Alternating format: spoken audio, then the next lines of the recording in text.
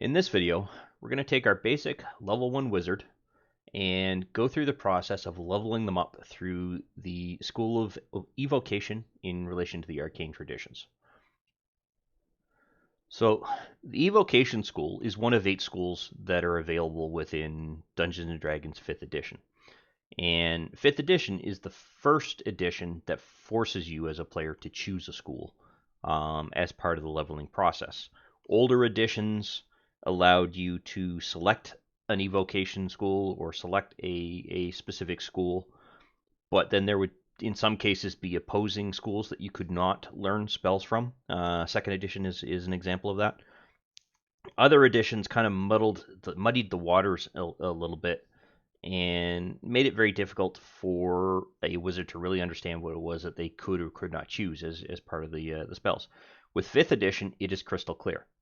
You can choose any spell you want, no matter what school you're in, but the spells of the school that you have selected are what are going to gain the benefit. So, for example, as an evoker, I'm going to gain some benefits if I cast Fireball, for example. But I won't gain any benefits if I cast an illusion of some kind. There wouldn't be any benefit for me to do that. So let us begin.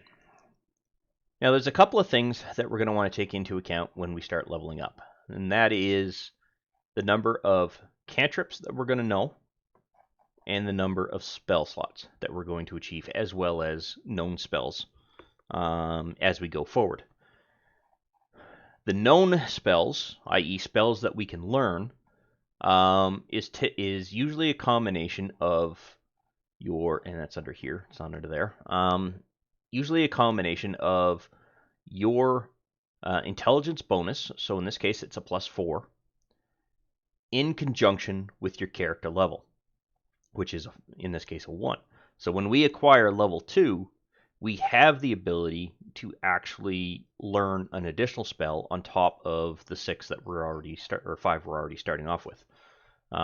Because at level 1, this particular character can have 5 total spells that they start off with.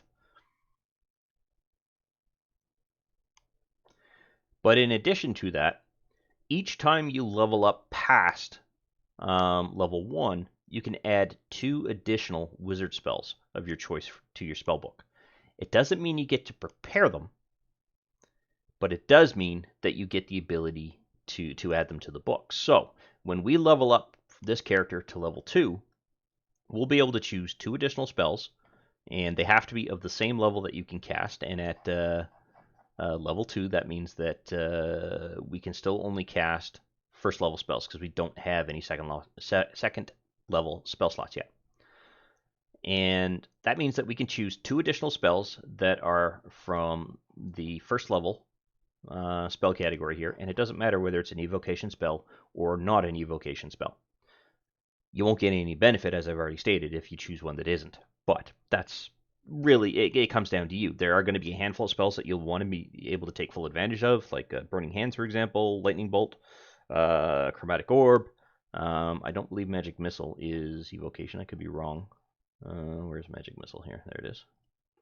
Yeah, it is. Okay, so that can benefit from it. And so on and so forth. But any other spell, jump, or anything like that wouldn't be able to actually go through and benefit from the Sculpt spell or any of the other features that you're going to gain. You'll also notice that on the character sheet, or the class sheet here, you don't really get a whole lot of the way of ability score improvements, much like we did as a fighter.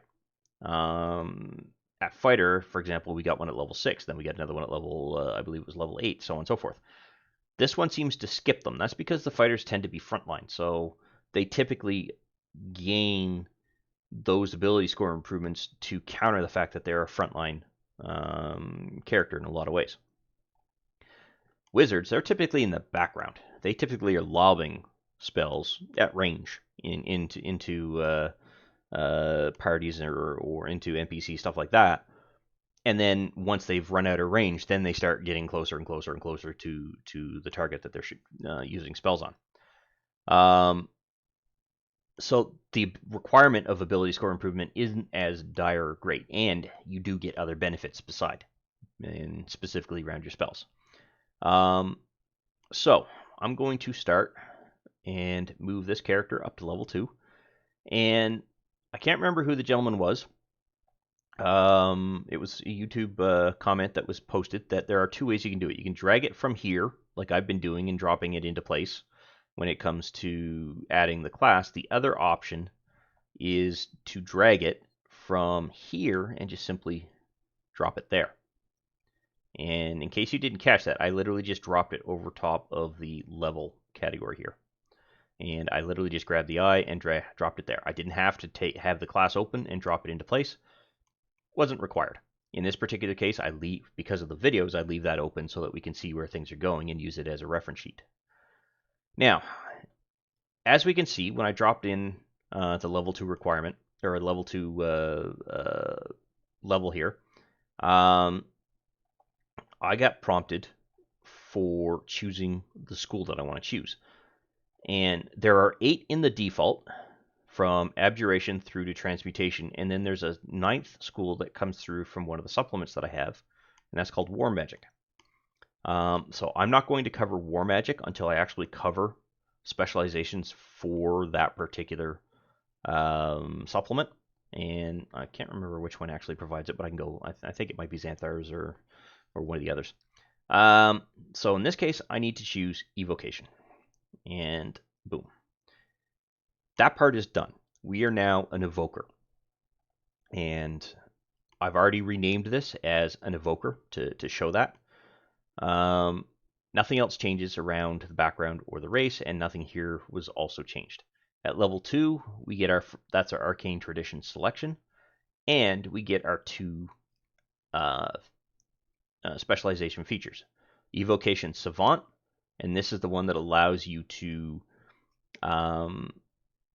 when you copy a spell or are researching a spell, stuff like that, you take half the amount, or you spend half the amount of gold to do so when you're copying it into your spell book. So you don't have to worry about spending as much gold as you used to.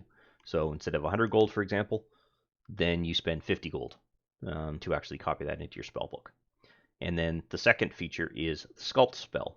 So what I'm going to do is I'm going to pause the video briefly, set up a short encounter, and show you how the Sculpt spell is meant to work, even though it may be something that you have to choose optionally in this particular interface. And that really could just be a matter of not targeting your party members who might be in that particular area of attack, but targeting others who you aren't able to choose. So for instance, level 2, we are able to only choose 1 plus the spell's level. So we're able to choose 2 characters in a particular area of attack that can ignore the effects of the spell. So I'll go through and I'll set that up. Okay, so I've set up a quick encounter here. And I've put our Evoker here. And I've borrowed our Champion and our Eldritch Knight here. Although I don't know why the Champion has wings, but anyway. And I've dropped them into place in between the Evoker and the Goblin boss that I have here. And I'm going to set that up. That should be visible. Okay. So the Evoker is in the process of casting Burning Hands. But if they cast Burning Hands as it stands now, so it's got a reach of 15. Oops, let's move that. There we go. So it's going to be coming in this particular direction. The boss is there, and he's going to, let's move this down here. So he's going to cast it more or less like this, just to prove a point. If he were to cast this now, and didn't specify that he was going to invoke Sculpt spell capability, then both the Battlemaster and the Champion would have to be targeted by the Evoker, and they would have to make a saving throw against that particular spell and reduce the amount of damage that they're going to receive. But as an Evoker, And because he's choosing to cast Burning Hands, which is an evocation spell, so if you see here, it's an evocation spell, he can choose 1+1, meaning these two characters, and avoid not target them and allow them to avoid damage. But if we bring open the Battlemaster here, and we drop the Battlemaster into the combat tracker, and the Battlemaster happens to be here, for example. Now, all 3 of his party members are in the process of potentially taking damage. So let's see, I'm going to move him back here and bring that here. There. So that's the 15-foot reach that the spell would have. The entire group of 4, 3 players plus the NPC, would suffer damage in this particular case. However, at level 2, he can choose 1, 2 of these particular players, or 1, 2, or 1, 2. So he can take any combination of 2 in relation to his party mates and have them essentially ignore the damage. But let's say he chose these 2. He would still have to target both the Battlemaster and the Goblin Boss and roll for the spell's effect against both of those.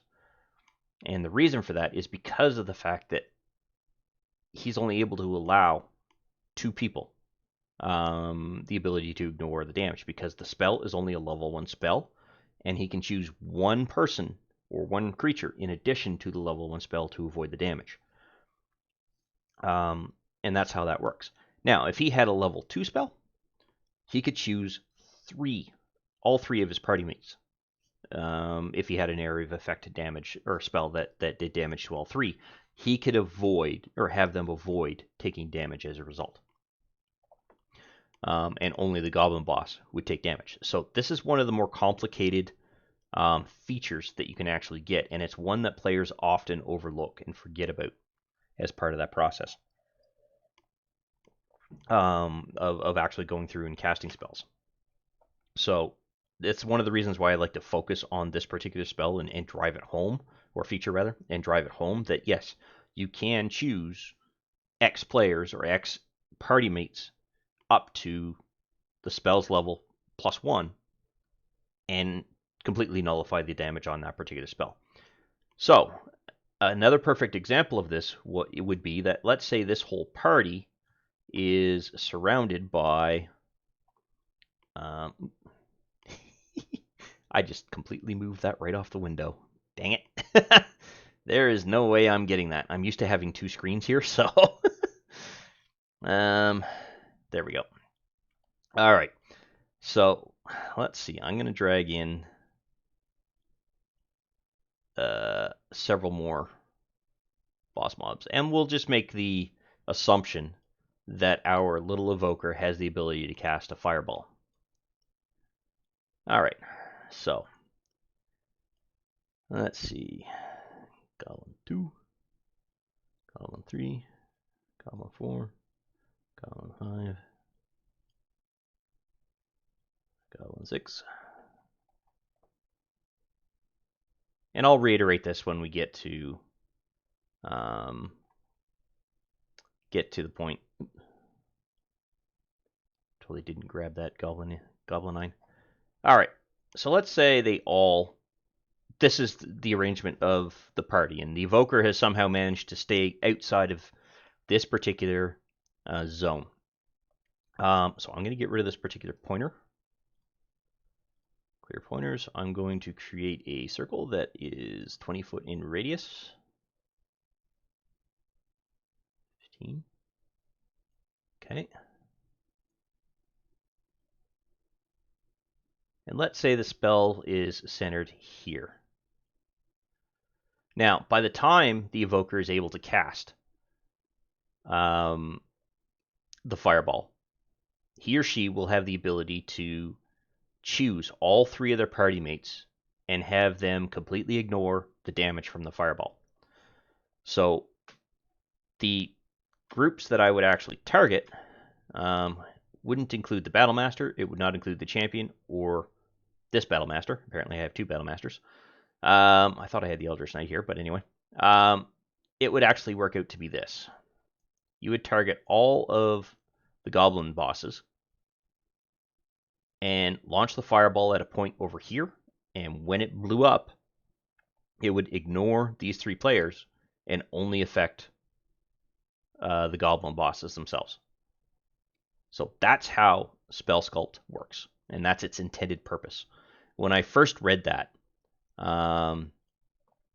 I was confused because it kind of made it sound like to me that you could choose one or two NPCs. And this is exactly something that you could do if you needed to save one of them and not do any damage to them. You could choose one of these goblin bosses and ignore that particular goblin boss in part of this process of rolling out the damage and affecting the players. And the way to do that is simply don't target them when it comes to within Fantasy Grounds. And that could be useful for if you need to save that goblin boss to get information out of them, but you want to be able to destroy the others. Or if you want to say, let's say there's a party or an NPC that you're trying to save, things like that. You have the ability to selectively choose who that fireball actually hits, is essentially what it comes down to. And I am going to, oops.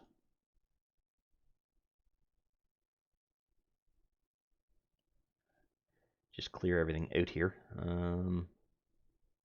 not what I want. That's not what I want. Nope, nope. Delete. There we go. Only foes. Okay.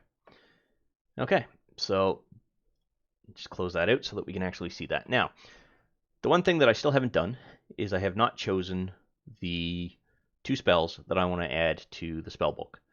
And this actions page, you can look at it as being your spell book. You can't add any additional cantrips until you actually gain additional cantrips here, so I'm just going to temporarily minimize that. And that is an arcane recovery from the wizard's capability here, our spell list. And you'll see that our number of spell slots for level 1 has gone up by the 1. So, what do I want? Do I have Detect Magic yet? No. So I'm going to drop Detect Magic into place.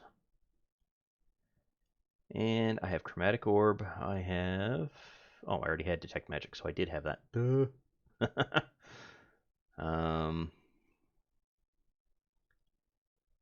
Bing, bing. Okay. One thing I haven't taken is Magic Missile. So I'm going to take Magic Missile. Drop that into place. There we go. And let's see. Group. Actions. All right. And I want...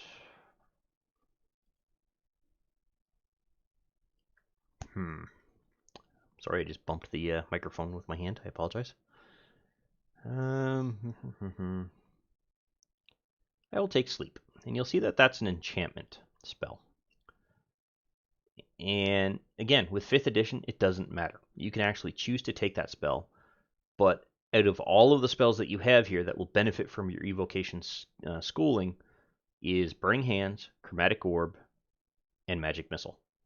I do not believe Mage Armor is Evocation. No, that's Abjuration. And the other ones are Divination, except for Shield, which is also Abjuration. Okay, so that is level 2. There is actually one thing that I forgot to do, and that is to prepare the spell. How you figure out how to prepare the number of spells that your character can have ready to cast is equal to your intelligence modifier plus your character level. And that specifically is your wizard level. So if you multi-class as a fighter wizard, for example, but you only ever go up to level 5 wizard, and let's say your intelligence modifier is a +4, you would have the ability to learn a maximum, or sorry, not learn, but prepare a maximum of 9 spells. You couldn't go any higher than that. It's not your total character level. It is your wizard level, and it states it right here as part of the spellcasting page that is accessible from your class sheet. And as a result of that, Because I've gone up a level, I can now add one more spell to the preparation list. And sleep could be one that would be useful, but I might take advantage of that when I get into a higher level here. So every level, you can add an additional spell to your prepared spell list. Even though you're learning 2 spells, every time you level up, you are actually only able to prepare one of the 2 that you have chosen, in addition to the ones you already have. Now, that doesn't mean you can't switch one out. So you could take, for example, Detect Magic and change that to be the sleep spell during your next long rest. And then the following night, you might decide, well, I don't necessarily need shield, but I may be doing, or sleep, but I may be doing a bit more in the way of detecting magic in a particular dungeon, as well as identifying things as we come across them. That gives you the ability to change out spells. So that's when you actually swap out what spells you have prepared, is during a rest. And it's specifically a long rest, i.e. you're getting 8 hours of sleep to do so. Okay, so that does finish off level 2. At level 3, you aren't going to be gaining anything else except a level in this particular case. So what you'll be gaining is a total increase in your total number of hit points. So again, I am just going to use the shortcut and do that. And as we can see, we added 6 more hit points to my actual wizard level. I do also get the ability to add 2 additional spells to my known list of spells. And again, it has to be level 1 because I don't... Oh, actually, that is incorrect. I do have the ability to learn a level 2 spell. So, I can choose 1 level 1 spell, 1 level 2 spell. I can choose 2 level 2 spells, or I could simply take 2 level 1 spells again if I'm not yet ready to take level 2 spells. And in this case, let's see if there's anything that... okay, so I'm going to minimize that just to make it a little bit easier. I'll take Continual Flame. And what does Flaming Sphere? That is Conjuration. So even though this is a Flaming Sphere spell, it is Conjuration, which means it would not gain any benefit from your Evocation school. And I'll take Mel's Acid Arrow. Alright, so I have chosen my 2 spells. I'm going to switch this to Prepare and add Mel's Acid Arrow to the spell list here. Now, there's one thing that I want to quickly review. At what level? Okay, so one of the things that you as a player running with any wizard, and it's not just isolated to the Evocation class in any way, shape, or form, but any spell casting ability has the ability to make use of higher level casting. Okay, and what that means is you'll see here that we now have 2 level 2 slots. The bulk of my spell repertoire right now is level 1, and I only have 1 prepared level 2 spell. Oops. Yeah, so let's put that to combat and change that to actions. All right, so what that means is that it isn't that I can cast Mel's Acid Arrow twice. You can, don't get me wrong, but it also means that I can cast Burning Hands at level 2 twice, Chromatic Orb at level 2 twice. I do not believe Detect Magic requires a higher level. Nope. What about Mage Armor? Does that gain any benefits from being higher level? No. Magic Missile definitely gains the ability to cast additional copies of itself, if you will, at level 2, or increase its level. And Shield, I don't believe does. No. Okay, so of all of the first level spells that you have, Burning Hands, Chromatic Orb, and Magic Missiles can be casted as a level 2 spell. When you do that, and I will use Magic Missile here as the example, you gain 1 additional, 1 more dart above first level. So, how many do you get at You could create 3. So I'd be able to create 4. Now, if you look at the damage effect here next to Magic Missile, if I click down with the left mouse button and drag it out, you'll see that I'm getting 1 particular die. I can cast at level 2 a total of 4 darts, and I can choose 4 different targets for those darts to go to. But let's say I want to send all of those darts to the same target. Well, it's going to be rather cumbersome to do this all the time. 2, 3, 4. That just kind of seems like a pain in the butt to me.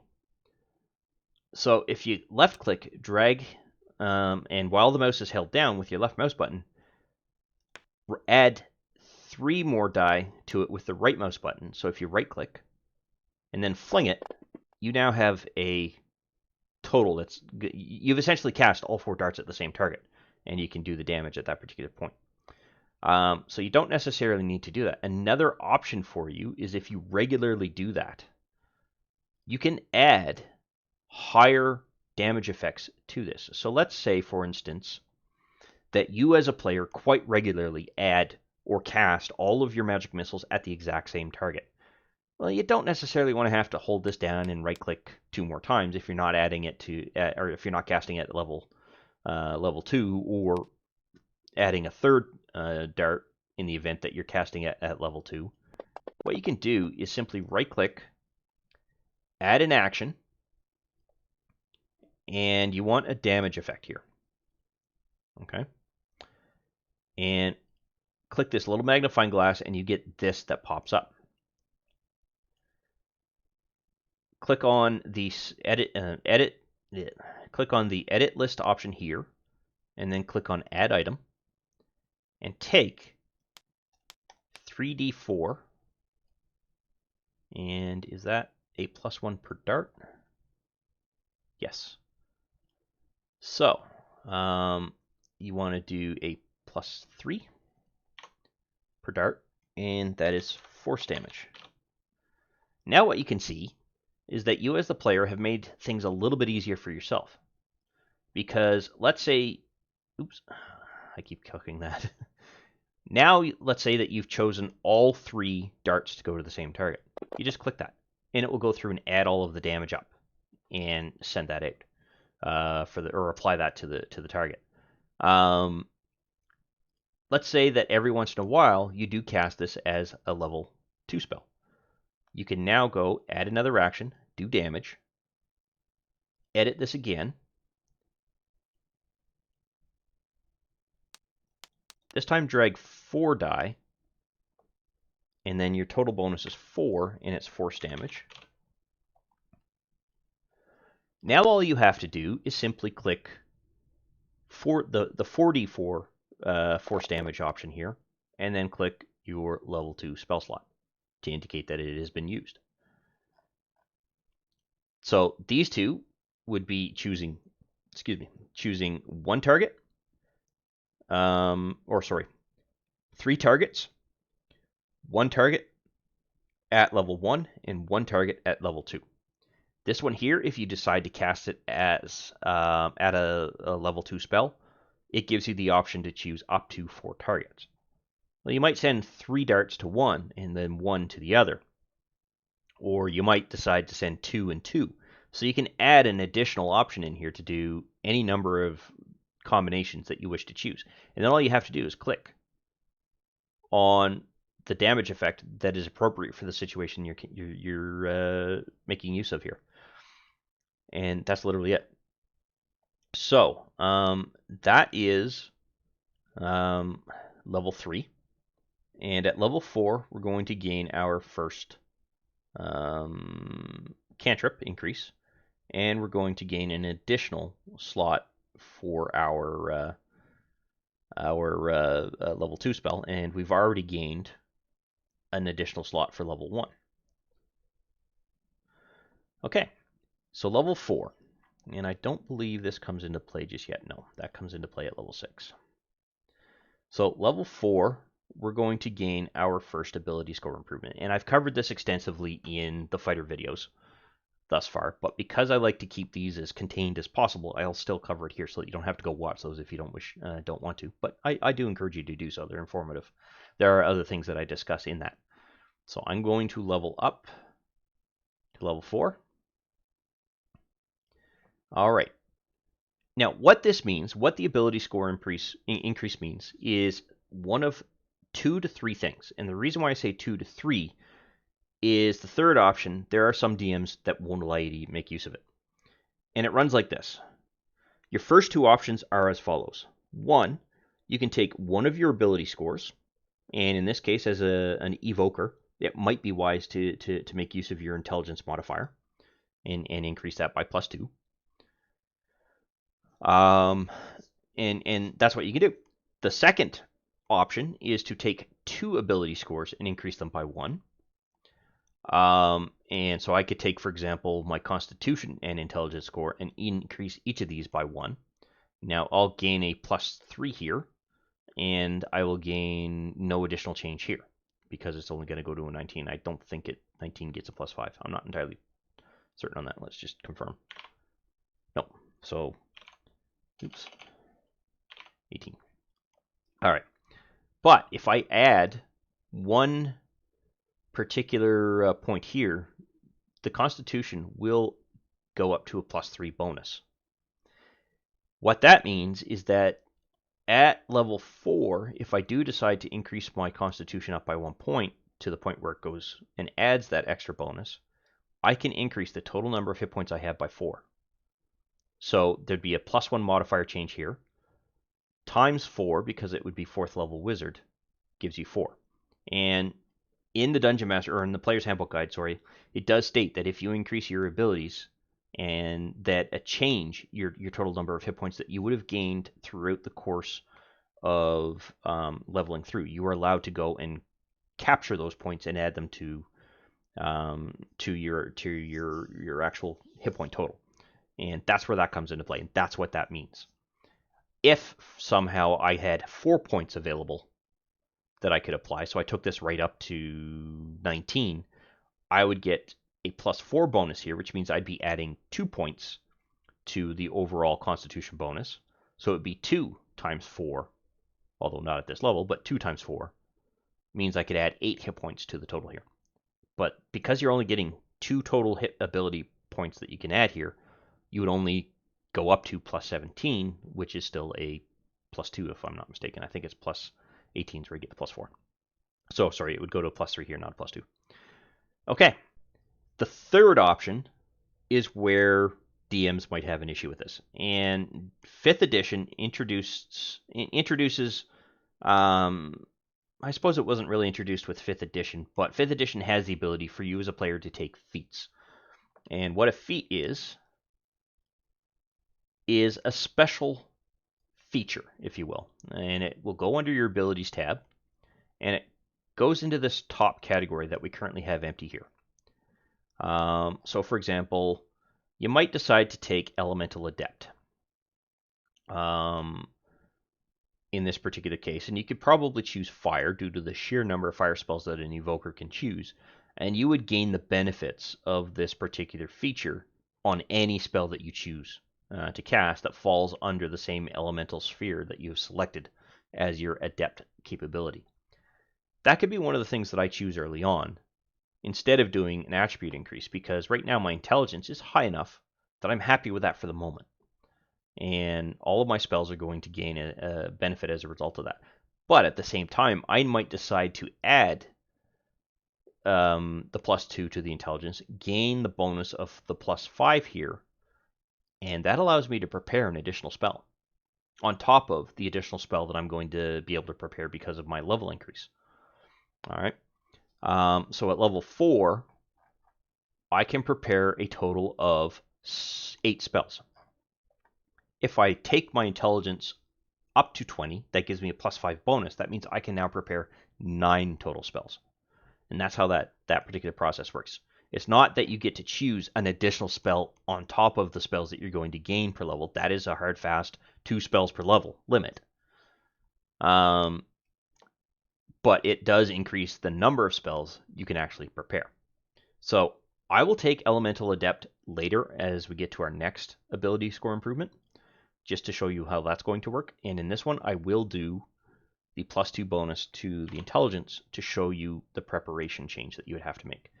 Now, I still haven't chosen my extra levels, and I still have the ability to choose either first or second level spells. So, let's see here. Misty Step is always a useful spell. So I will add that. Yep, that was level 2. And that would be a conjuration spell. That would be necromancy. I'm going to choose Scorching Ray for the second spell. Now, in preparation, this round and this round only, I get to choose 2 additional spells that I can prepare. And I'm going to add these 2 to that particular list. And again, the only reason is because I gained an additional bonus point when I modified the intelligence up to a 20. That gave me a +5 bonus instead of a +4 bonus. Okay? In addition, at level 4, we gain our first cantrip increase. So I'm going to go back to my actions page, minimize everything except my cantrips window here, and choose another cantrip. So I already have Firebolt, Light, and Mage Hand. I've always liked the Mending ability. It gives you the ability to fix things. So I'm going to take that. And it's not a big deal because I'll be able to get an additional cantrip at level 10. And that is actually the maximum number of cantrips that you as a player will get, is a total of 5. So Mending is the one I chose in this particular case for the cantrip at level 4. All right, at level 5, we are going to gain our first proficiency bonus. And what that means is you'll see here on the intelligence and wisdom saves that I have here, that I have a +7 and a +3. That means that I'm gaining a +7 or a +3 to any save that requires intelligence or wisdom. So +7 for intelligence, +3 for wisdom. In addition, my skills that make use of that also gain those particular bonuses. So you'll see that my proficiency bonus, in addition to my intelligence modifier, have been added to these 4 skills because I'm proficient in them. That's what that implies. So at level 5, you'll see that both the intelligence bonus here and the wisdom bonus are going to go up by 1 point when we gain that additional proficiency bonus here. The only other thing that we gain at level 5 is 2 additional spells that we can learn, and we now have the ability to learn level 3 spells. We don't gain any additional features, we don't gain any additional cantrips, anything like that. We do gain additional hit points, so that'll be an increase. But that is about it. So I'm going to, let's just do it this way because the window's already open. So I'm going to drag and drop that there. All right, and you can see that now this is a +8, and that is a +4, whereas previously it was +7 and +3. I'm now going to choose my favorite of all favorite spells, and that is Fireball. So level 3. I'm going to drag Fireball into place. I'll minimize that just so I can see that. And let's see, how did they change haste? I've actually not looked at this spell.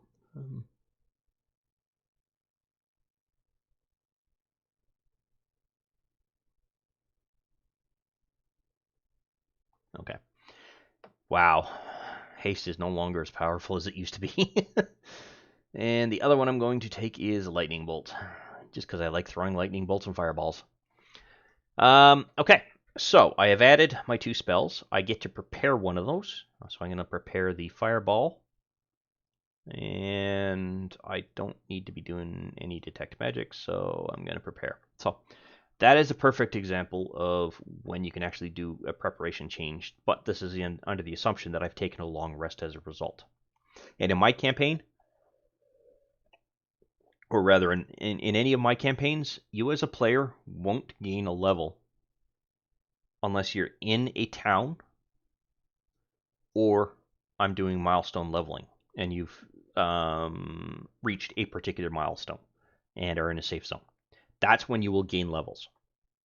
And that just makes things a little bit more realistic because you're not going to gain a sudden insight in the middle of a camp when you're surrounded by wildlife and potential dangers, because you can't really focus on the insights that you have learned going from, say, level 2 to level 3.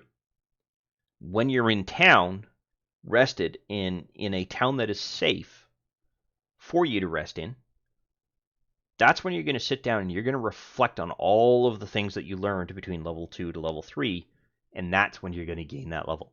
That's the way that I see it as a DM. And that's the reason why my players kind of hate me for that, because I restrict them in that way. But that would allow me the ability to switch out what spells that I have actually selected. So now that I have Fireball, I'm going to show you how the area of effect comes into play. And now I'm at level 5. That means I have the ability to cast level 3 spells, which also means that I have the ability to choose 4 potential people or party members that I could ignore. But I'm going to throw you a different scenario here. So just give me 1 second. I'm going to go set that up. So I've gone ahead and set up a small little encounter here. And the events were as follows. The party was leaving this particular cave in this particular campaign. It's Cragmaw Hideout as part of the Mines of Phandelver campaign. The Evoker was busy looking at something that he had acquired from the cave, and as a result was walking slower than the rest of the party. The rest of the party came out and bumped into this knight, who is of a non-aggressive faction. They're blue in this case, or a different faction than what the party and the rest of this group is. But he's non-aggressive. He greeted them and asked for a status update. He himself was coming in to clear out this particular cave, but it's already done by this particular party. During the discussion, hobgoblins surrounded the party. That's the setup. So the Evoker is in a perfect position to make use of a Fireball here.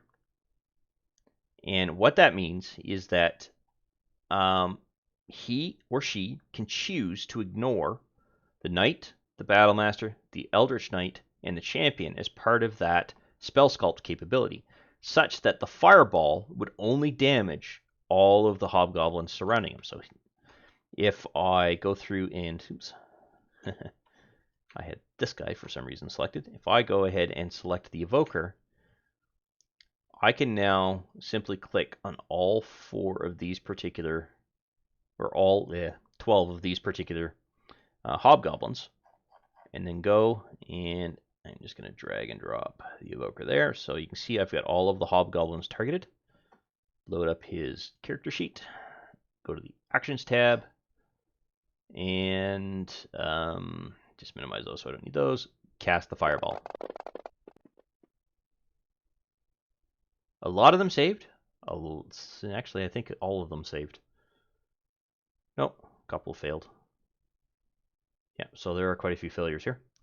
Now, this Fireball is being cast at level 3. It's going to do 8d6 fire damage. It will not damage any of these particular players or the NPC that's in here.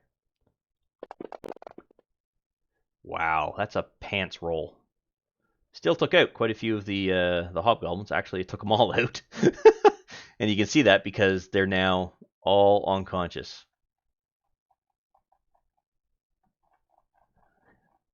And what was the...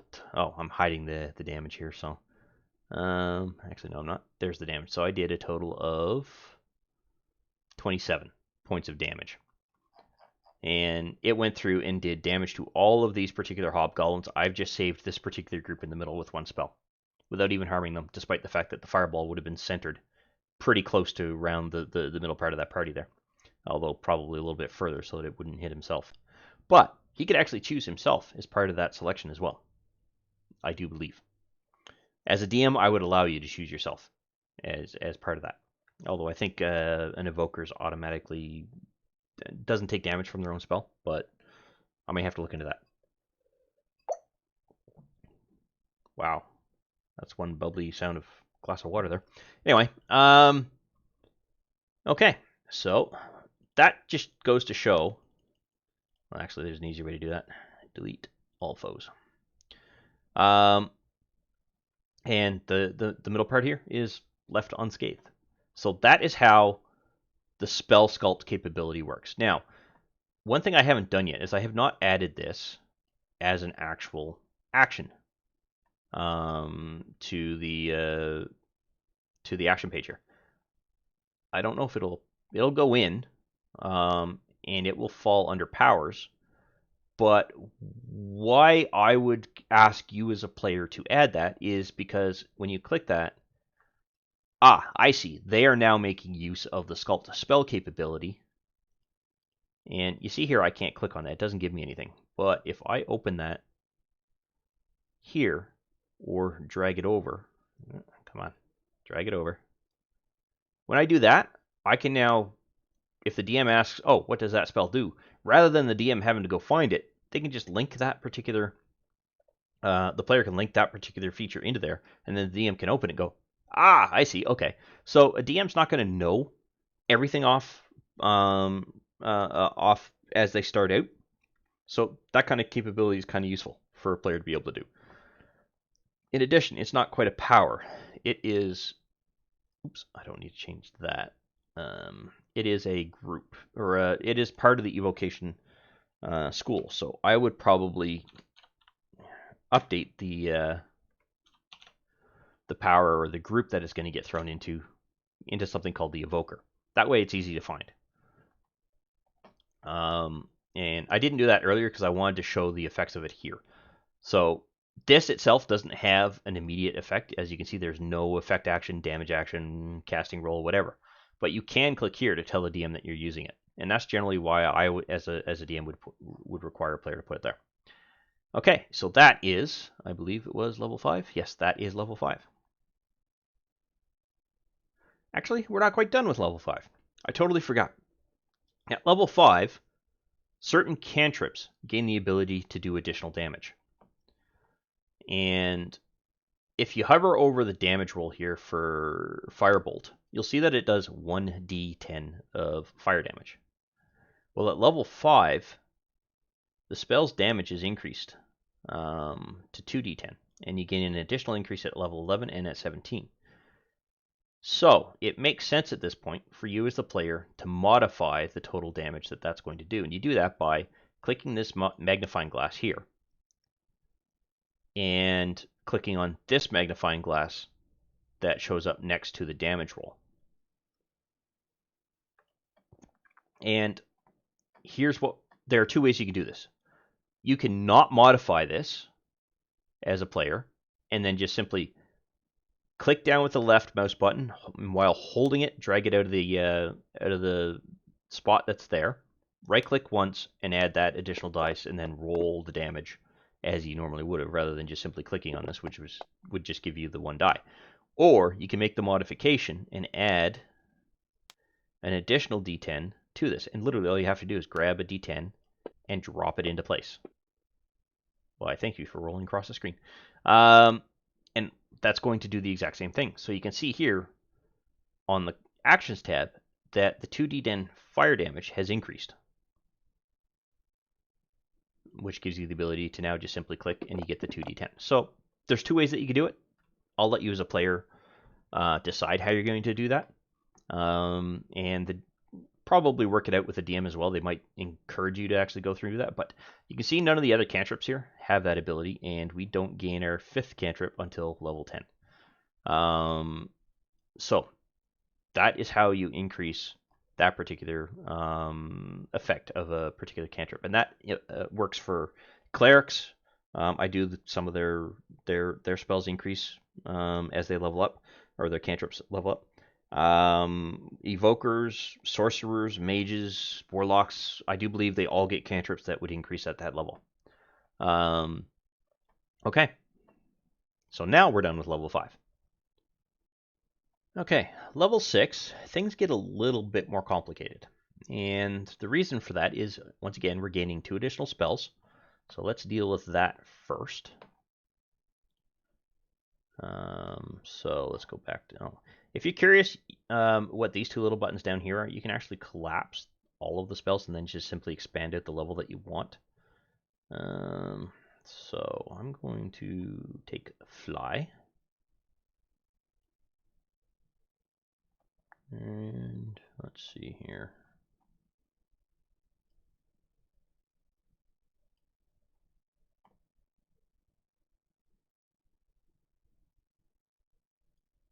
How long does water breathing last? 24 hours. I'll take water breathing. And that'll be the first time I have actually not taken an evocation spell as part of that process. I will choose one of these and prepare it. So that is the spells done. But at level 6, we acquired a new feature for the evocation school, and that's called Potent Cantrip. And the way that I'm reading this, and have read this a couple of times now, is that when you have a cantrip that requires a saving throw, in a lot of cases, the cantrip itself, it's either going to be a hit or a miss. So, for example, Acid Splash requires the target to make a dexterity saving throw, and if they save, they take no damage at all. But if they don't save, they take 1d6 acid damage. Well, what this ability gives you to do, or this feature gives you the ability to do, rather. English is apparently turning into a harder language than I'm used to. Acid Splash, if they succeed on that dexterity saving throw, they would take half damage as opposed to no damage. That makes things a little bit more useful. You can now you're getting a little bit better with your aim, is the way that I see that. So in the case of Acid Splash, up till level 6, you've been just lobbing it, and they've been dodging very successfully if they do happen to succeed on their saving throw or dexterity save. But now all of a sudden at level 6, you figured out the trick, and when you fling it and they dodge and make that save, you figured out a way that they still take a little bit of damage. That's the way that I would read that. So I'm probably going to take Acid Splash, for example, when I do level 10, just so I can show how that works. In addition, there is a spell increase or a damage increase to that as well. So at 5th level, you would gain the ability to do 2d6 points of damage as opposed to just the 1d6. So in combination with the Potent Cantrip, they'd be able to take 2d6, half of that, if they made their save, as opposed to no damage at all if they made their save. All right, so I'm going to throw that under the Evoker group as well. Now, myself as a DM, I would ask that if you're going to make use of the Potent Cantrip ability or feature, that you click on it and then execute your Acid Splash. That way, if I'm going through and I'm looking at using this for a particular journal to flesh out a whole story around a particular campaign, then I'll know that the reason that particular cantrip did 2d or still did damage despite the save was because Potent Cantrip was applied. And what I would do is I'd ask you to click that and then actually click the Acid Splash cantrip once it's in your thing. And there is a reason I'm going to choose Acid Splash when we hit level 10, is because there's something else we have to do to set up so that it takes that half damage. And I'll show you what that is. All right, level 7. We are going to gain no additional proficiency bonus, no additional cantrips. We are going to gain our first 4th level spell, which is good. Spell slot, rather. And we can choose a couple of 1st level spells as a result. So I'm going to expand out the 4th level, and this time I'm actually going to drag level 6 or this level into place, whereas last time I didn't. All right. Now, what does level 4 have for evocation? So I will take the Ice Storm. I'm going to minimize all of these. There we go. Ice Storm. and Wall of Fire.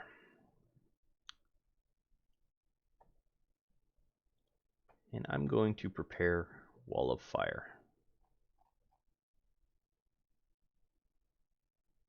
Where did Wall of Fire go?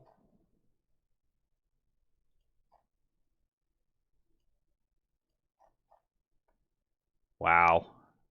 Why did it work there? All right, there we go. That's where that should have gone. Now I'm going to prepare Wall of Fire. Okay, so that takes care of that. Man, there really isn't anything else to do. Okay, so that's level 7.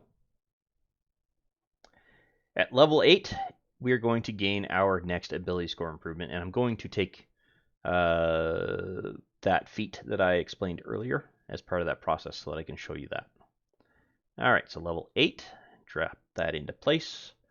We're going to choose 2 more level 5 spells, or level 4 spells, sorry. I'm going to take Fire Shield. And Mordenkainen's Private Sanctum, and there we go. Okay, there we go. I'm going to prepare Fire Shield.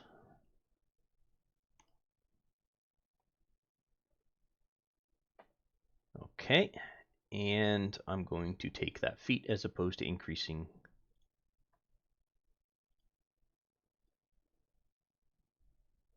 my ability, or any one of my abilities. So I'm going to drop this feat into there. Now, what this feat does is, if you recall, when I rolled this particular fireball, you can see here that I rolled 1, 2, 3 ones. This gives you the ability to re-roll those ones, or rather, add 1 to those particular rolls, and so that would be a 2, a 2, and a 2. So that would give me an additional 3 points of damage to that total. Now, in the case of the hobgoblins, it didn't matter; they just totally went pop. And you can select this feat multiple times. Each time you do so, you must choose a different damage type. So, when you take this, you have to choose the element that is going to gain that particular benefit. All right. The other thing that comes into play is that a target you fling this at, if they are typically resistant to, say, fire damage, they are no longer resistant when you cast that particular spell. So for an evoker, it might be useful to take Elemental Adept and Specialize in Fire. At level 12, take Elemental Adept again and use either acid or cold damage, or even thunder, maybe even lightning, to better benefit your lightning bolt, things like that. So you can take this multiple times. So you currently have level 12, you'll get another one. At level 16, you'll get another one, and at level 19, you'll get your last one. So you could take this 3 more times, excuse me, if you wanted to, or a total of 4 times if you didn't choose any ability score to improve. Sorry, total of 5. If you didn't choose an ability score to improve.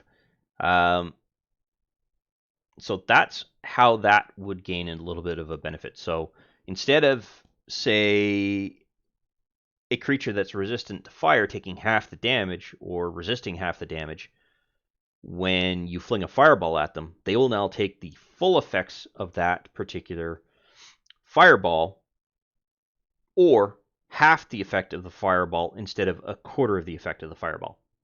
All right, so resistance, the way that works, if you fling a fireball at something, it's resistant. It still has to make a saving throw. If it makes it save, it means it's going to take half of the damage it would have received, which means you're taking a total of a quarter of the damage of the fireball. Whereas now, with the Evocation or the Elemental Adept in fire, that creature would take the full half of the amount of damage if they made their save, or the total amount of the fireball damage if they didn't make their save. Here's the other thing. Now that we have a level 4 spell slot, which we acquired in the previous, in level 7, we could cast that fireball as a level 4 spell. And when you do that, it does gain the additional benefit of an additional d6 to the roll. So when I cast that, I could left click, holding it down, drag it out, right click once to add the damage, and then roll it. And that's how that would work. And now with Fire Adept, this 1 should automatically be replaced by a 2. There might be a way to do some dice manipulation in relation to that, but I'll have to double check to see if that actually exists. I'm not entirely certain if that's actually the case or not. I don't think we can modify that as part of the damage effect. No, I don't think we can there. Okay, so that is, I believe that was level 8. Oops. Yeah, that is level 8. At level 9, we're going to gain our first 5th level spell slot, as well as our next proficiency increase, bonus increase, on top of the 2 spells that we can choose. So, I'm going to minimize level 4, expand level 5, drag the, oops, not to the name, drag it to there. I'm going to choose my spells. So Cone of Cold would be a good evocation spell for this. Cone of Cold, there we go, level 5 slot. And something that might be useful, what's Legend Lore? Okay, so that's a divination spell. Wall of Force, yeah, I'll take Wall of Force. And then, once again, I will add that to the preparation. Yeah, well, that's 8d8. Okay, so we'll take Cone of Cold, do the 8d8. Alright, so that's the spells. And we've gotten our 5th spell slot. So, now that I have this, as I've stated prior, you can increase the level at which a spell occurs. So if I take my ever-loving Fireball, and I go and actually, oops, that's not level 4, it's level 3, cast that, I can choose to cast that as a level 5 spell. And once again, when I do so, I can right-click twice to add those dice to it. So I'm now rolling 10d6 as opposed to 8d6. Oh, wow, that was a nice chunk of damage. Anyway, so I just want to make it aware. You could actually cast a level 1 spell, such as Magic Missile, as a level 5 spell. Now, that is being cast at level 2, 3, 4, 5. So, and that's how many bolts you could actually send at somebody. So 7 total. Although the plus 4 is very small in this particular case. You'd want to add a plus 7 total. So there's 3 additional points there that would come into play. That's the reason why generally when I recommend players that if they're going to be casting Magic Missile or any other spell that has a bonus associated with it, that they create an actual damage effect here that they could just click on, and then the total bonus is properly applied. That way we don't have to go, oh shit, we missed some information, or we missed a total amount of damage there, that kind of thing. Okay, and that comes in at the next one. All right, so that is level 9. We did not gain anything else from there. We got our spells. Okay, so that is level 9.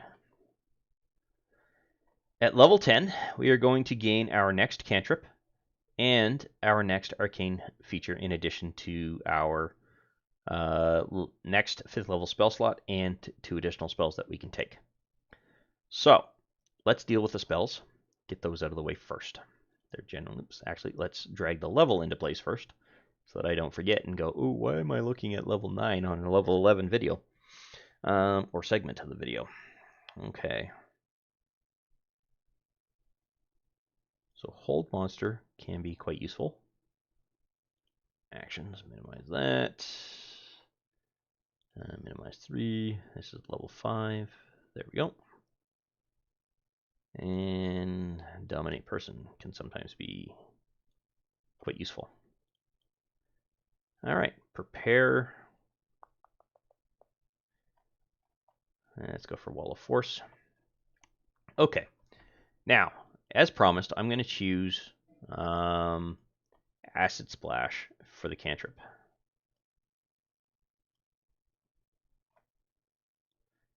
Seems to be a bit of derpage occurring there. Now, something that currently we have to take into account is that we have the Potent Cantrip ability. In addition, we are at level 10, which means we should add another 1d6 to this total damage here. But we need to modify this save check. And what we need to do is, clicking on that magnifying glass, pop it open. We now just need to tell Fantasy Grounds that if an NPC, or target rather, manages to succeed on their saving throw, they still suffer half damage. And you just toggle this on. That's all you have to do. And you'll see an H appear here. So now, if I fling this at a particular target, okay, so they made their save. I now go ahead and roll the damage. They would take half of 8, so they take 4 points of damage. And that's how that works. And that is our cantrip done. Now for Empowered Evocation. Okay. Oh my. Yay. So, beginning at 10th level, you get the ability to add your intelligence modifier to the damage roll of any wizard evocation spell that you cast. The damage bonus applies to one damage roll of a spell, not multiple rolls. And what they mean by that is that all of your evocation spells, and that includes cantrips, now have to have, okay, that's a conjuration cantrip. Firebolt, I believe, is an evocation cantrip. Yep. So, I do believe it includes cantrips anyway. Okay, let's minimize that. Bring this out. Where it says 2d fire damage here, you want to add that, or open that up, and then make sure you click down till you get to the intelligence. Because now you're able to add your intelligence modifier to the bonus. So if you ever increase your intelligence magically past 20, you can't increase it intentionally past 20 when you're doing an ability increase, but let's say you get an item or an object that increases it past 20 to the point where you now gain a +6 bonus to your intelligence modifier. By selecting the intelligence stat here, it will automatically calculate that in relation to the bonus here. And you can see here that I now have a +5 damage. So you're going to want to go through and modify all of your evocation spells and add that +5 to the total roll. So Burning Hands to the damage, that would be intelligence. And now you can see I'm doing 3d6 + 5.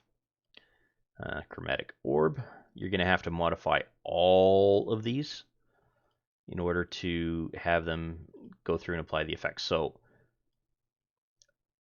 generally, you'll want to go, there we go, go through and do this as soon as possible. Oops. And if you miss, you got to go through quite a few items here. So intelligence, there we go.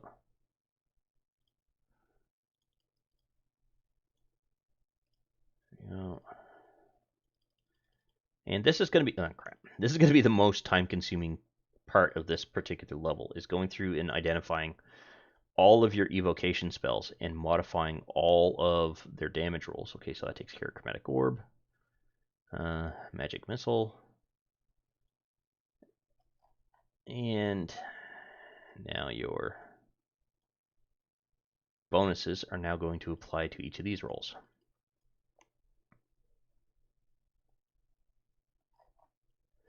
So when you see that blank page, whenever I've been loading up the effects, okay, so I think that takes care of all of the Level 1 spells. Let's see.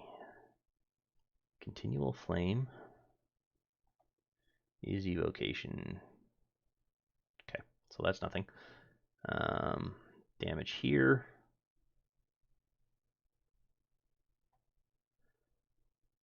All right, so this is a tricky one, and this is one of the reasons why I chose this particular spell.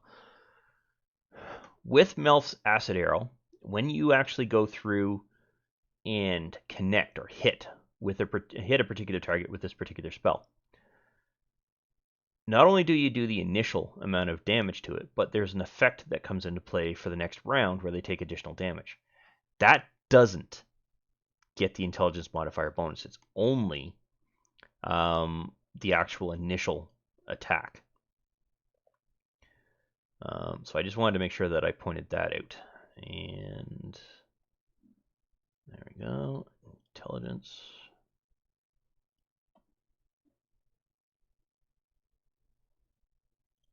Scorching Ray. Okay, so that's level 2's done. Fireball.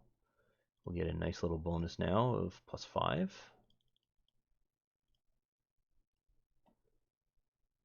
All right, so that means you can do a minimum of 11 points of damage with a fireball.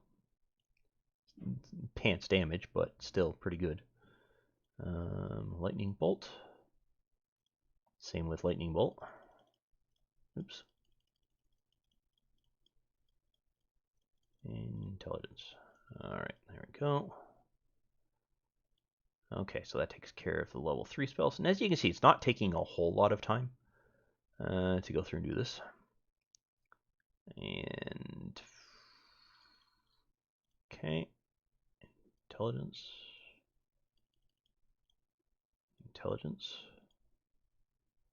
Ice Storm. Ooh, that's gonna hurt. Oh, +46 cold damage. So, doesn't really matter which one you add this to, but you don't add it to both. So, we'll go with the bludgeoning damage, even though it's magical bludgeoning. Okay, oops, that's not the one I wanted. This is Wall of Fire. Why do they have that there twice? Interesting. Is that a bug in the, oops. There we go. And I'm doing this on camera, just, nah, crap, I keep missing. I'm doing this on camera just so that you can see overall, there I go again, how long it will actually take to go through. Oh, bloody heck. I'm going to stop talking for a moment. There. I'm doing this on camera so you can see roughly how long it's going to take to do, oh, actually, I know why. That shouldn't be there. I do believe that if you are in the fire, you take additional damage. So again, it comes down to the initial attack gains the bonus damage. All right. Going to cold. There we go.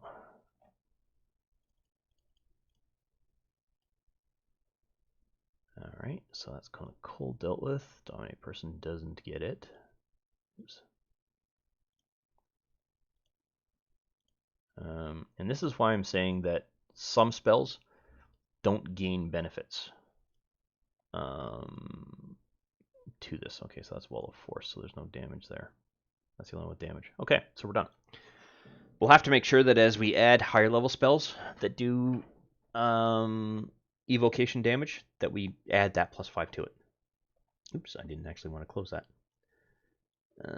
Ability. So if you ever do that and you want to get back to your evocation information sheet, you can just go to your abilities tab, and under features it will be there. So School of Evocation, you can see that there. And you can see that we have the Arcane Tradition option here as well, and that was granted when we went through and added the school to the character at level 2. Okay, so that is level 10. I don't think there's anything I missed. I did add yes, I did add that.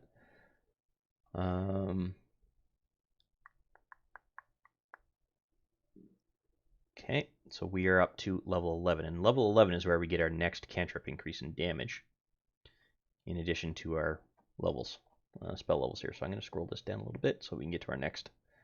So at level 11, we gain our first 6th level spell.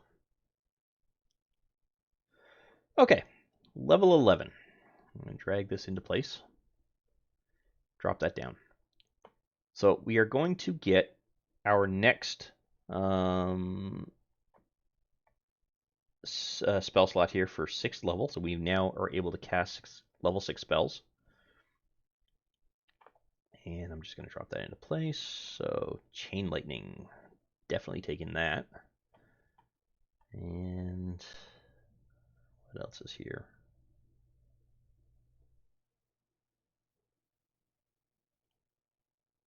Sunbeam. All right, so both of these spells are going to benefit from my intelligence bonus for the damage. And Sunbeam. Interesting that that's radiant damage, but okay. I suppose it makes sense if it's a Sunbeam. Okay, so that takes care of setting that up. In addition, I'm going to prepare Chain Lightning. And we have to modify our cantrips. Specifically Acid Splash and Firebolt. So at level 11, we can now do 3d6 damage. Okay, so we need to modify that by clicking on this again and dragging in another d6. And I forgot to add the intelligence. No, this isn't an evocation. There we go. Right, that's not evocation. No, that is conjuration. Okay, so yeah, we don't need to add the bonus to the acid splash for that, but we do need to modify firebolt. Not the ability. I want the damage, and drag in an additional d10. Okay, so that modifies the cantrips, and we've already dealt with our spells. Got everything set up, ready to go. Level 12 gives us our next ability score improvement in addition to our two spells. So let's deal with dragging the level into place first. And yep, okay. Let's see.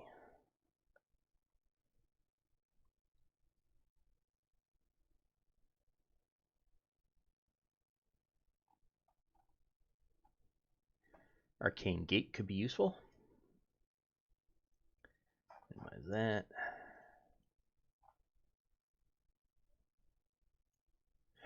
Pretty certain I took 2. Yeah, okay, there's Sunbeam. Not sure why that disappeared for a moment. And what does Magic Jar do?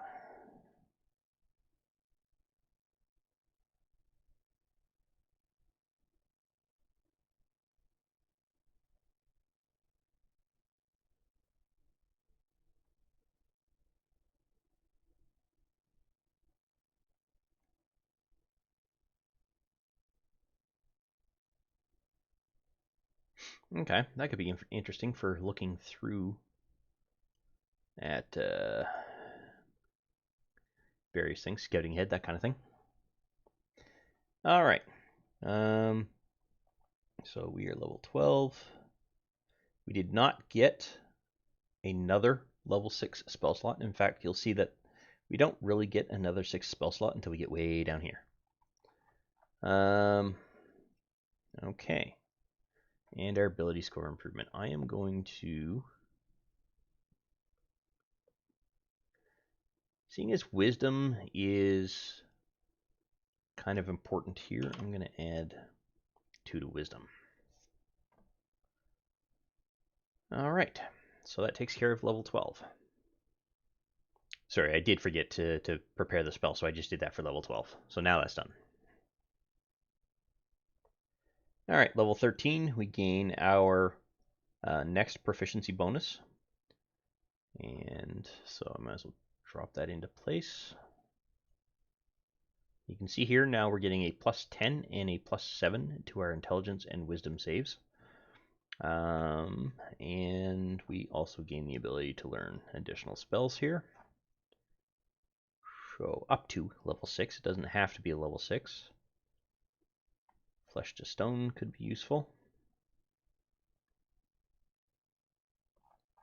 That's a transmutation spell. And Global Invulnerability, always useful. Okay.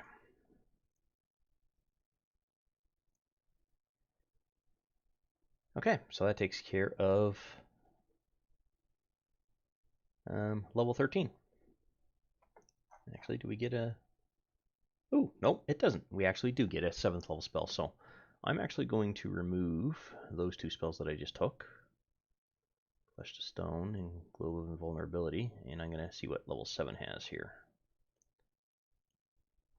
You'll notice that the list of spells that you get here gets smaller and smaller and smaller the higher the level you go. Delayed Blast Fireball. Definitely taking that. And I'm going to take Mordenkind's Mansion. Beefed up version of the previous spell.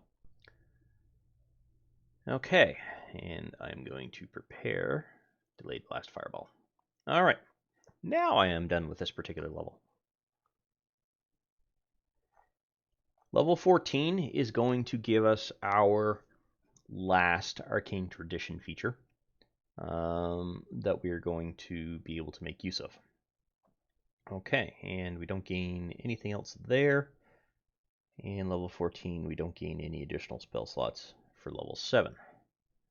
So, let's drag 14 into place. Alright, and Overchannel. Take a look at this. So Overchannel gives you the ability to maximize the amount of damage that is, of any spell that is level 5 or lower. So for example, Fireball.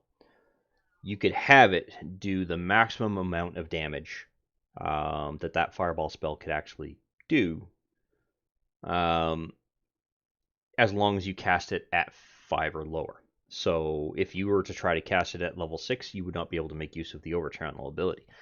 But if you were to cast it at level 5, you could make use of the default damage plus the additional die that you would add as part of that. And you wouldn't even have to roll it. You would just calculate out max damage, boom, you're done.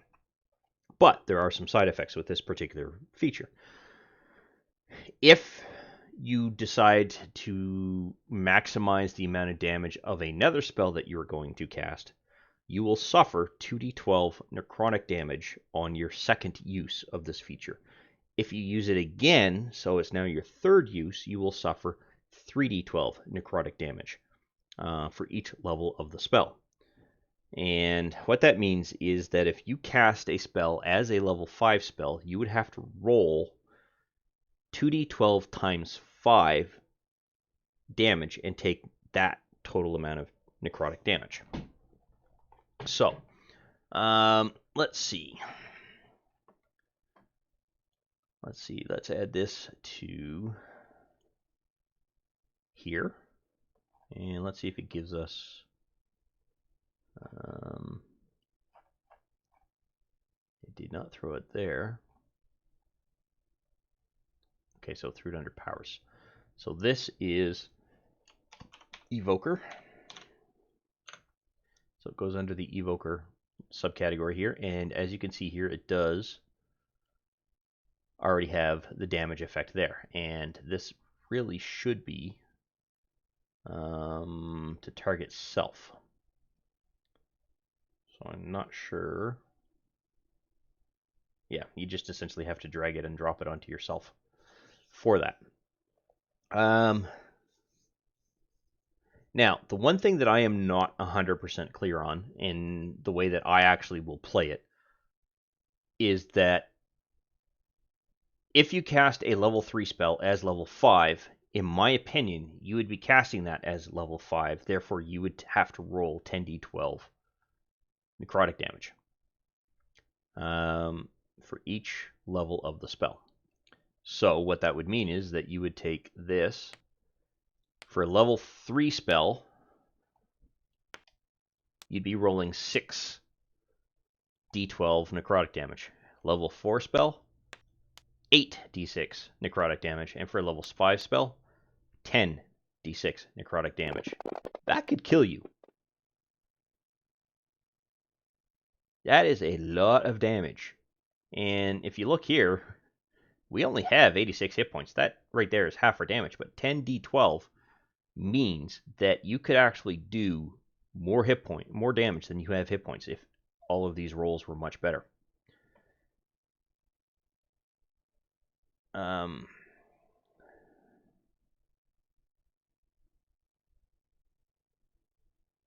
Yeah.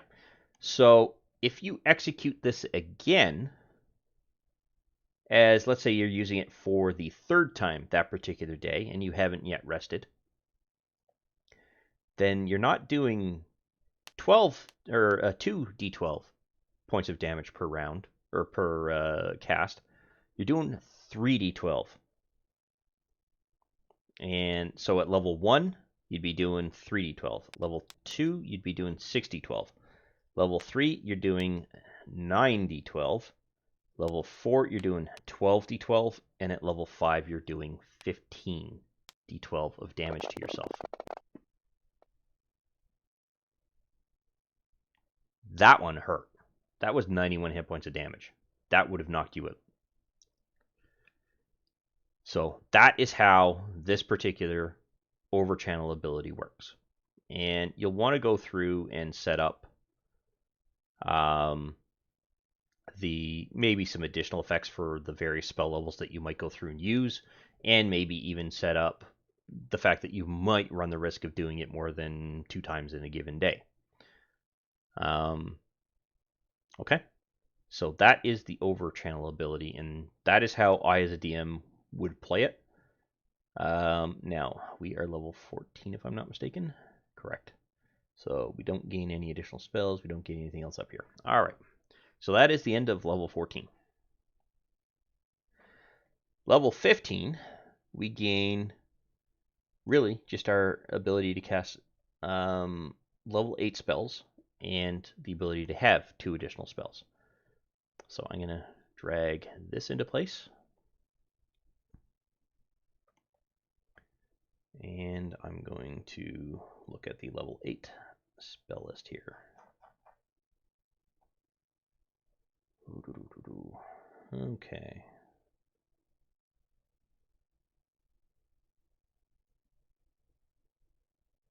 That's Conjuration. Sunburst. That's Evocation. So we'll take this. Let's do this to make it a little bit longer. Okay, so we now have our first level 8 spell there.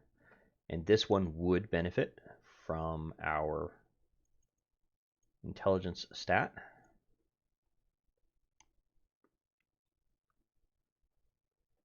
And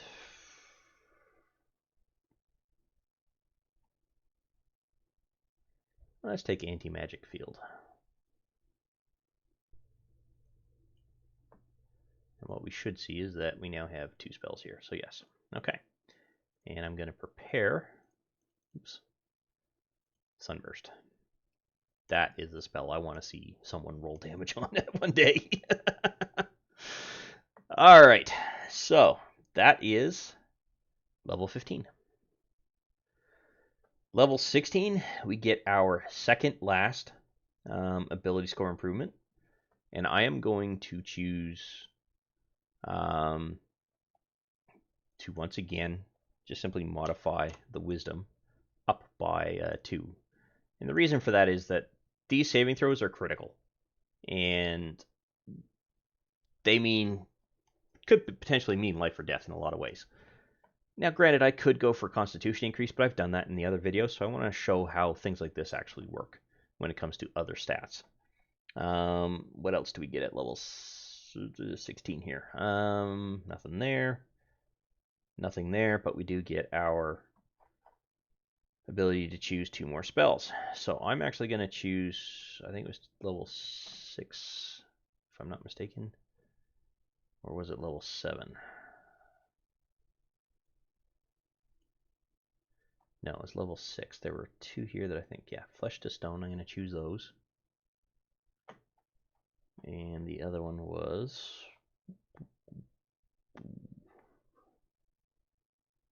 not going to be Magic Jar. I decided not to take that one, so let's minimize. Let's go back to 8.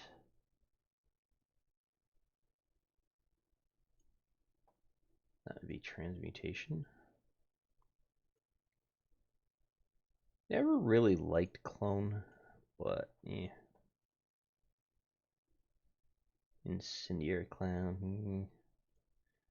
Nothing else here is really going to gain any level of benefit from... Well, actually this one does. That's an evocation spell. That kind of seems strange to me. I would think telepathy would be a divination spell in my opinion. But, whatever. Alright, so that's a level 8 spell. Drag and drop that into there. Now that doesn't have any damaging effects, but it could be used for information gathering. Bing, bing. Bing. Okay. So that is level 16. Level 17, we get our next proficiency bonus, in addition to the ability to start casting level 9 spells. So I'm going to get that ready, drag and drop that, and I do believe we also get to modify our cantrips, if I'm not mistaken. So, Meteor Swarm, oh thank you, that is Evocation. Level 9. Wow, 20d6. So, in this case, that is a combined total. So, one of these is what gets the benefit, not both. And a spell I miss is Prismatic Sphere. Wish really isn't overly useful to take. It's useful to find on a spell scroll because you could really only cast this once and actually have it really apply. Oh,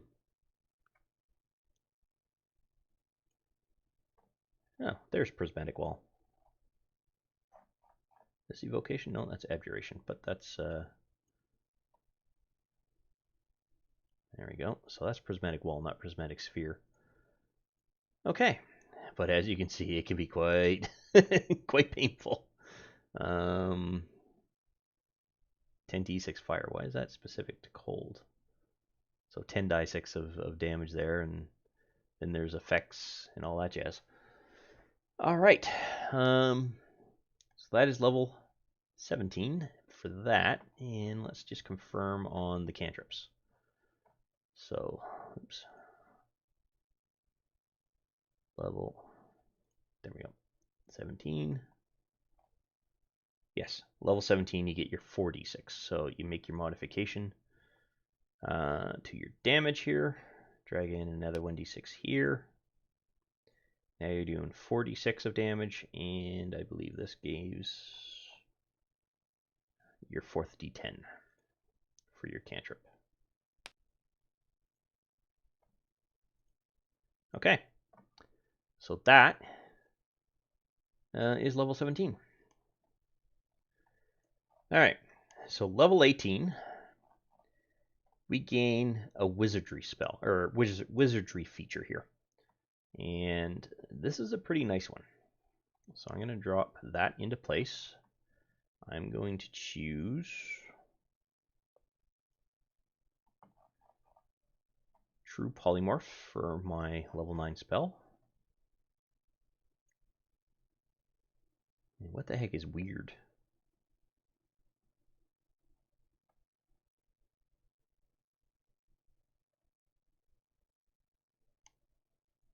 Yeah, I'll take weird. There we go. Anything that does damage. Okay, So, in addition to that, we gain Spell Mastery. And Spell Mastery gives you a really nice capability. I will, however, drop this into, expand this out a little bit here, maybe not that much, into here. And it's going to be a wizardry power, so set that up as a group. So this is going to be wizard. And here's why I would recommend you as a player add this to this. Wizardry allows you to choose a first level spell and a second level spell that are in your existing spell book. So for instance, say Magic Missile or say Melf's Acid Arrow. And it gives you the ability to cast it at will. You don't, it works very much like a cantrip at that point.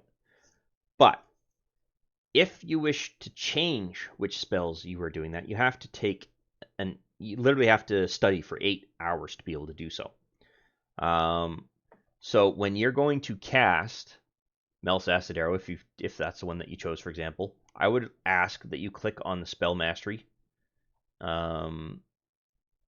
feature to tell me that you're making use of one of your pre-selected spells, and that you're then going to cast your Melf's Acid Arrow and not make use of a spell slot. Oops, we don't need that anymore. Okay, so it would not chew up a second level spell. Now, that spell slot was one that I had selected way back when I was first explaining how spells work for second level. One thing to note, these don't automatically tick off. And the reason for that is that Fantasy Grounds has no way of knowing whether you're casting a spell at a higher level or not. And doing so, you actually have to go through and tick these off as you cast the spells. This is where Spell Mastery comes into play, because you get one spell that'll now act like a cantrip at level 1, and one spell at level 2 that will now act like a cantrip. And you can just literally cast them much like a cantrip. So Magic Missile, for example, would be a really good one, because you could just literally bombard somebody with a ton of missiles, or anything else that does a lot of damage. However, if you choose to increase the level that you're casting that spell as, you would have to make use up a spell slot to do so. So if you chose to execute Magic Missile, which is your Spell Mastery spell, at level 5, you would have to tick off a 5th level spell slot to cast it. But if you continued to cast it at level 1, you could just fling spells at will, without having to worry about making use of it. Now, you wouldn't be able to do more than one spell a round, but you get the point. Every round, or every round, you could go through and just cast that spell and not expend a spell slot. So that's how that particular ability works. Okay, so that, oops, I didn't memorize or prepare one of those spells. We'll do, oops, and I think I skipped preparing a spell prior as well. Okay. At level 19, we gain our last ability score improvement. And this time I'm going to take a feat. So, something I forgot to point out with level 18, or whenever I took Prismatic Wall, this does do 1d6 fire damage, which means it will benefit not from your Evocation ability, because it's actually an Abjuration spell, but it will benefit from, actually no, because it's an Abjuration spell, it won't gain the ability to benefit your Adept. Actually, yes, it will, because it's not specific to Evocation. It's specific to the type of damage you're doing. Okay, yes. So Prismatic Sphere, or Prismatic Wall rather, when you execute 10d6 fire, it would gain the benefit of the restrictions that are no longer in place for any resistances or anything like that, because of the fact that 10d6 fire damage, or it is fire damage, so it would be applicable to the removal of those resistances. So I'm actually going to take that feat again.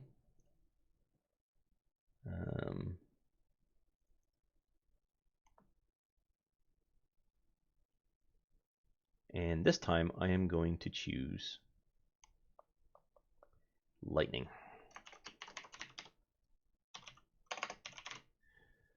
Just for kicks. There's a couple of nice little spells there. I probably could have taken Cold because there's some higher spells that use cold damage. But now this will apply to any fire or lightning capabilities or spells that you do, that you sling. Okay. We don't gain any additional spells. We don't gain any of those. We don't gain any of those. Okay, so we are now done. We do gain the ability to take 2 new spells, which I'm not going to worry about this one because I've got all the spells that I want for the time being, but I think you get the point at this point. That you can continue to do so, and you can continue to now add another preparation pip there, because you're now at level 19. Okay, level 20. We gain our last feature, and this one comes from the Wizards feature here, so it's down here on the class sheet.